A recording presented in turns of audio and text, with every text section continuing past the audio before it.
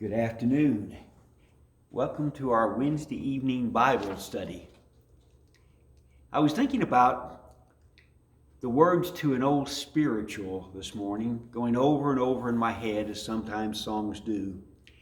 John and Frederick Work evidently wrote these words. Were you there when they crucified my Lord? Were you there when they crucified my Lord? Sometimes it causes me to tremble. Were you there when they crucified my Lord? And the words go on, were you there when they nailed him to the tree? And were you there when they laid him in the tomb? And were you there when God raised him from the tomb? Sometimes it causes me to tremble. Were you there? Well, obviously the answer is none of us were there, but we believe. And what I want to do in our study this evening is to look at the logic of belief.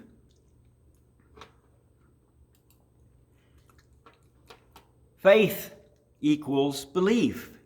Hebrews 11. Now faith is confidence in what we hope for and assurance about what we do not see.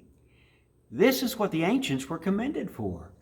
By faith, we understand that the universe was formed at God's command, so that what is seen was not made out of what is visible. See, what we need to understand is that there are some reasons that we can believe things we can't see.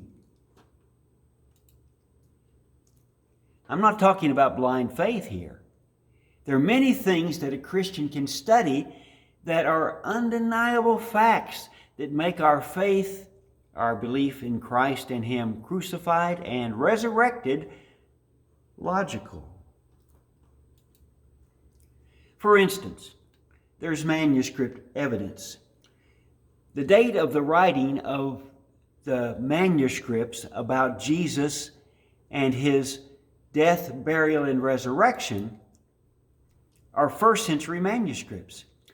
That means they were written during the time of the actual things going on, which means that there would have been people able to deny those things if they were not true. Looking at the manuscript authority, and by this I mean how many are there?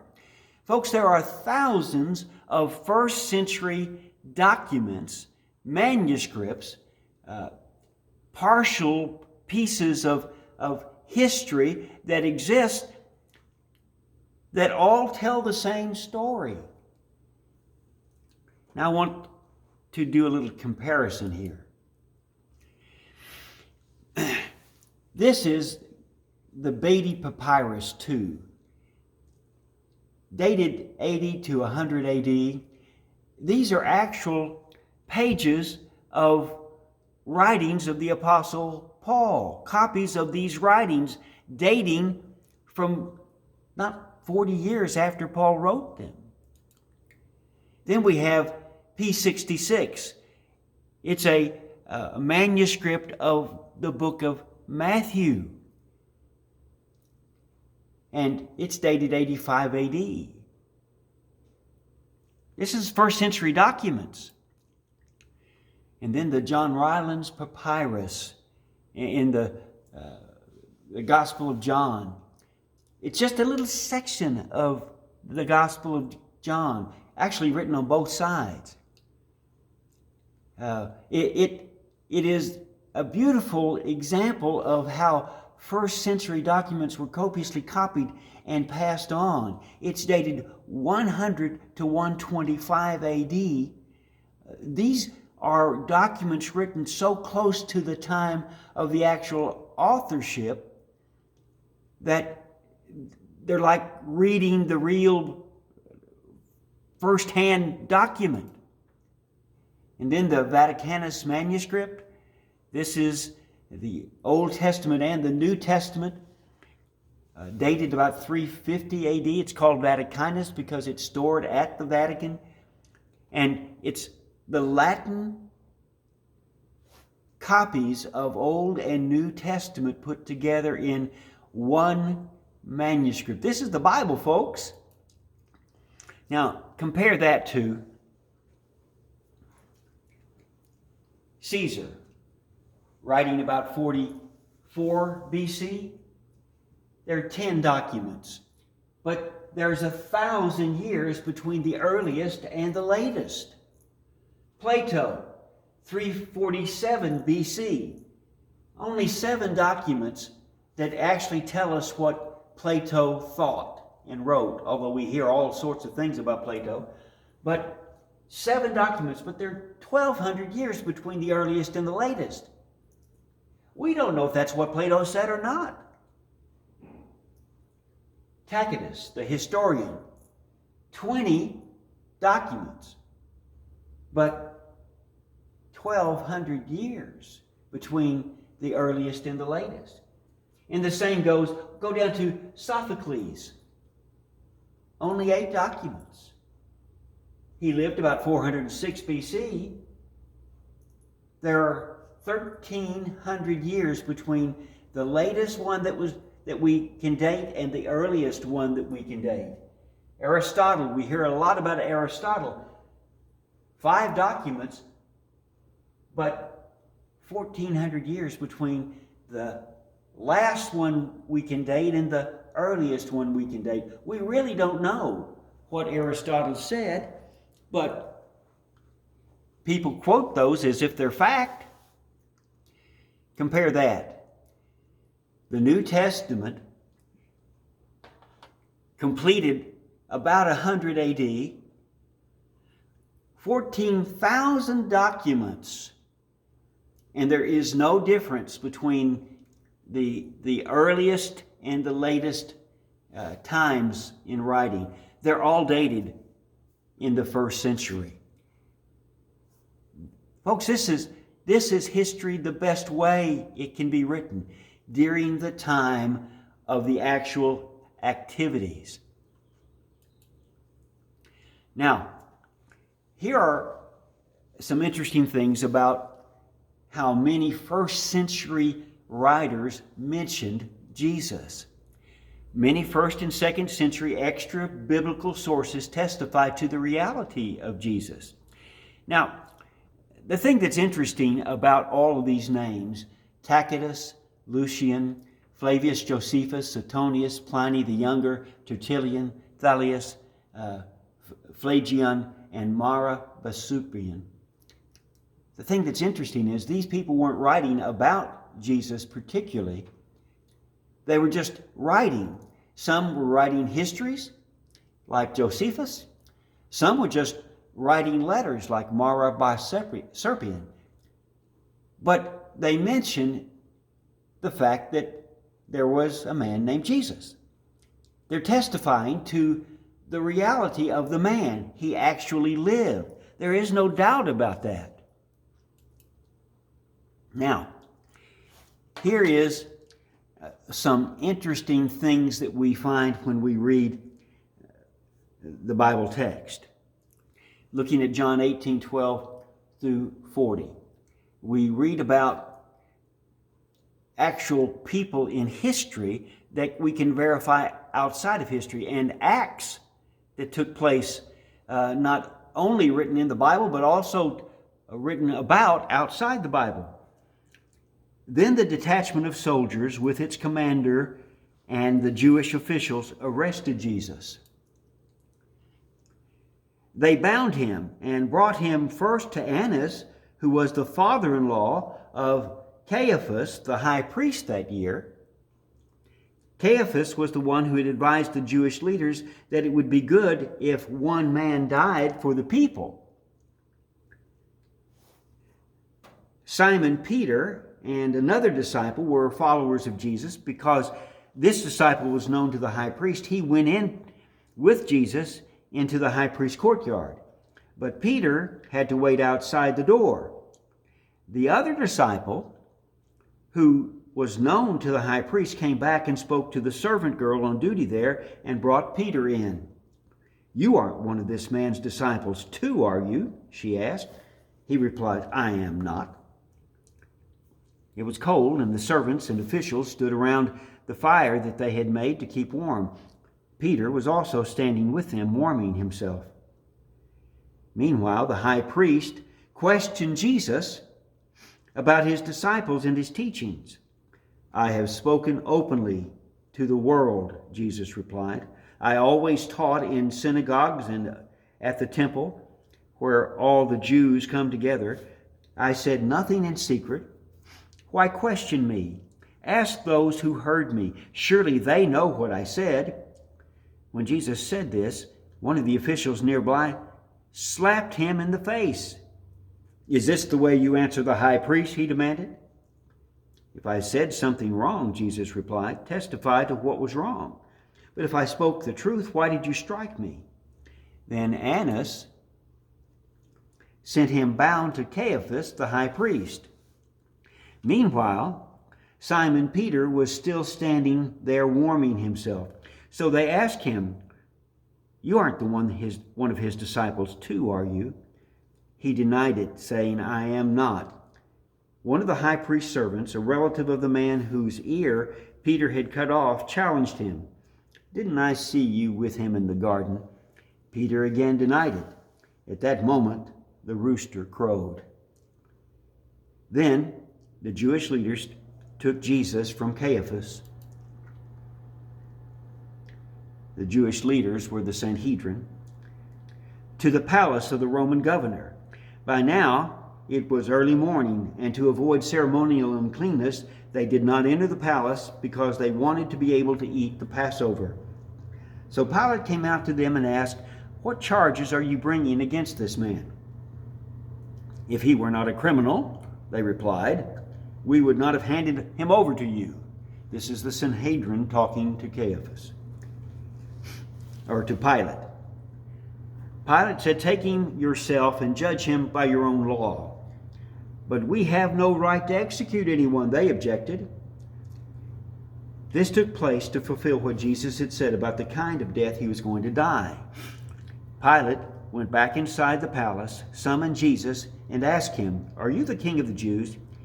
"Is that your own idea?" Jesus asked, "or did the others talk to you about me?" "Am I a Jew?" Pilate replied. "Your own people and chief priest handed you over to me. What is it you've done?" Jesus said, "My kingdom is not of this world. If it were, my servants would fight to prevent my arrest by the Jewish leaders. But now, my kingdom is from another place." "You are a king then?" said Pilate. Jesus answered, "You say that I am a king. In fact, the reason I was born and came to the world is to testify to the truth. Everyone on the side of truth listens to me." "What is truth?" retorted Pilate. With this, he went out again, and the Jews gathered there and he said, "I find no basis for the charge against him." They shouted back that they wanted him to crucify Jesus.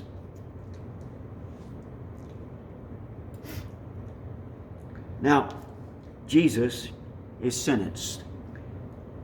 John 19:1. Then Pilate took Jesus and had him flogged.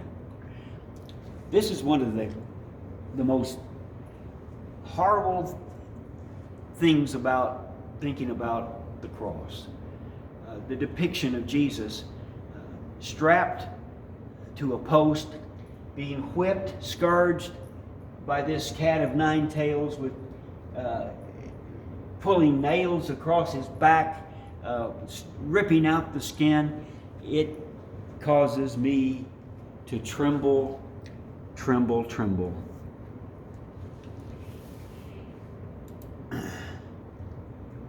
John 19:18. There they crucified him, and with two others, one on each side, and Jesus in the middle. Pilate had a notice fastened to the cross It read, "Jesus of Nazareth, the King of the Jews." Many of the Jews read this sign, for the place was where he was crucified was near the city, and the sign was written in Aramaic, Latin, and Greek. Now, we don't know if this is the actual Golgotha, but when the light is just right on this hill today, you can still see what looks like a skull. I've circled it so that it was easier to see. I placed the three crosses up here so you could get the idea. Jesus was in the center, and the place was Golgotha, the place of the skull. There, Jesus was crucified. Now, crucifixion, to the best of my understanding, is depicted very well here. You've seen a number of different pictures of Jesus on the cross, but the crucifixion, the nails here, the only place the nails could be placed that they wouldn't break a bone. The nails here, they're intended to torture the victim for days. They did not break his legs, John 19:33. The conclusion, the interpretation based on the assumption that Jesus didn't die on the cross appears to be at odds with modern medical knowledge. J. Mayers, the American Medical Association. Crucifixion absolutely, positively was excruciating. Matthew 27:57 through 61. As evening approached, there came a rich man from Arimathea named Joseph, who had himself become a disciple of Jesus. Going to Pilate, he asked for Jesus' body. Pilate ordered that it be given to him. Joseph took the body, wrapped it in a clean linen cloth, placed it in his own new tomb that he had cut out of rock. He rolled a big stone in front of the entrance to the tomb and went away. Mary Magdalene and the other Mary were sitting there opposite the tomb. Now, this is called the Garden Tomb. It's in Jerusalem.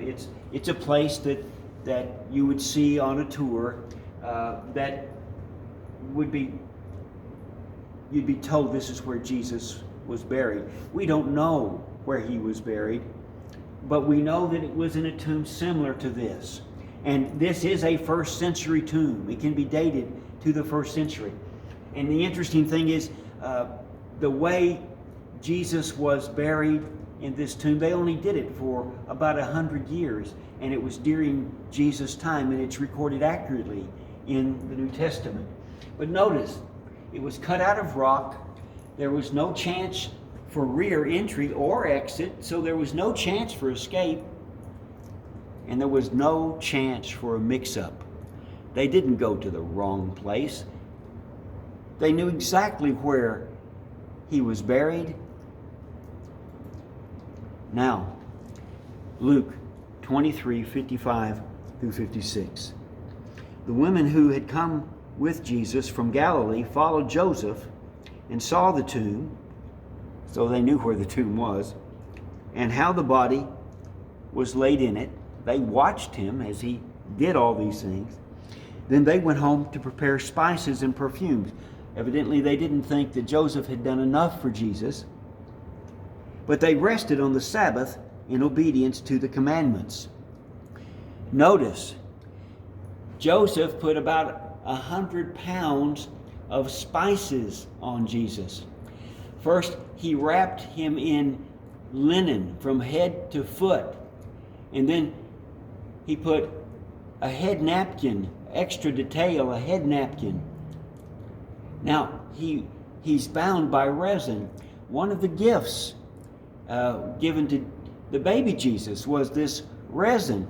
Liquid resin poured over the body would set up like glass, which would make very difficult to escape and very difficult to remove.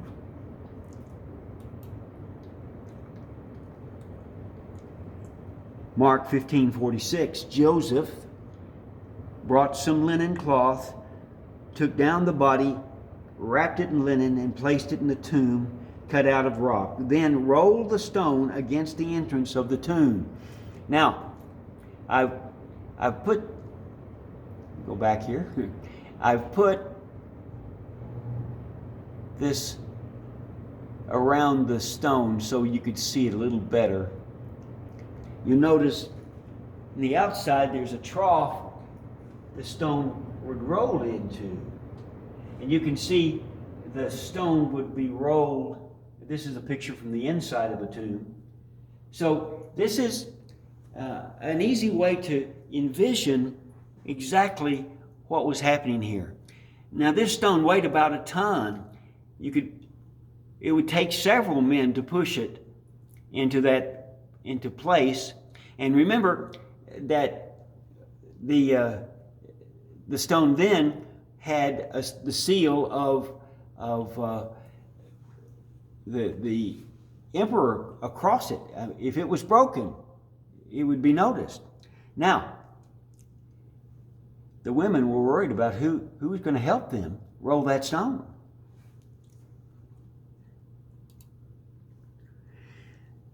Matthew 27:63 through 65, Sir, they said, we remember that while he was still alive, that deceiver said, after 3 days, I will rise again. So give the order for the tomb to be made secure until the 3rd day. Otherwise, his disciples may come and steal the body and tell the people that he's been raised from the dead. This deception will be worse than the first. Take a guard, Pilate answered. Go make the tomb secure as you know how. If it were a Roman guard guarding the tomb, first you've got to realize that the Roman guard, these were the conquerors of the world. These were the best soldiers there were. There would be 16 men in groups of 4 watching 4 hours at a time, around the clock readiness.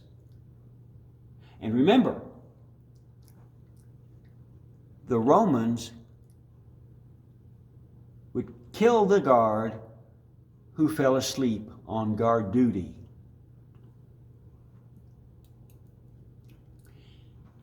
Matthew 27:54, when they saw the earthquake and the things that were happening, the guard became very frightened and said, truly, this was the Son of God.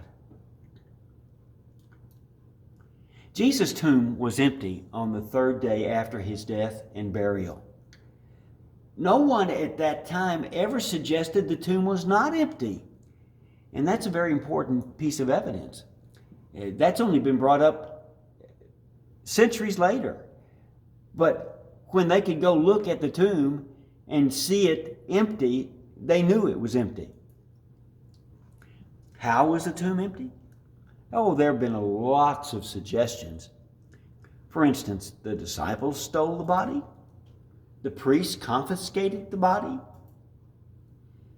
It was actually taken and put in a pauper's grave. Oh, they went to the wrong tomb. That the empty tomb was a legend from later generations. That actually it was a hallucination that it was empty. That Jesus, revived in the tomb, was able to unwrap himself, and from inside the tomb, he was able to roll the stone away without waking the guards. After being flogged to almost to death and hanging on a cross. Some say, well, it was a spiritual resurrection, not a physical one, that Jesus' body wasn't raised. If that's true, the tomb would still have a body in it. David Hume was an atheist who said dead men don't rise. He rejected the resurrection miracle by defining that miracles cannot happen. Now that's a priori rejection. It assumes the answer desired. He says they can't happen because he never saw one. Yes, Jesus certainly lived and was a good man. Now that's proven outside the Bible when other histories talk about Jesus. But he wasn't just a good man. Jesus claimed to be the Son of God. He claimed to be able to save men from their sins. He claimed to be divine and equal to God. Jesus accepted men's worship as if he were God. He claimed to be sinless. He claimed to be the only way to get to heaven. The fulfillment, he claimed to be the fulfillment of God's law and promises. Now from C.S. Lewis, God in the Dock, we get this concept that the claims were either true or false. If they were true, then we can believe it. But what if they were false? If they were false, then Jesus thought he really was God. And if so, he was a lunatic. He had God delusions. But what about his Sermon on the Mount? Go back and read his Sermon on the Mount. Does that sound like a lunatic? Or, if it were false, then he knew he wasn't God, which would make him a liar and a charlatan. But how about the life that he lived? Is that the life of a charlatan? How about his death? Would a man who knew he wasn't what he claimed to be allow himself to be flogged and hung on a cross? Doesn't make sense, does it? Based on an evaluation of the historical evidence, it is not reasonable to conclude that Jesus was a liar or a lunatic. It's only reasonable to conclude that his claims were true. But where is God when it hurts?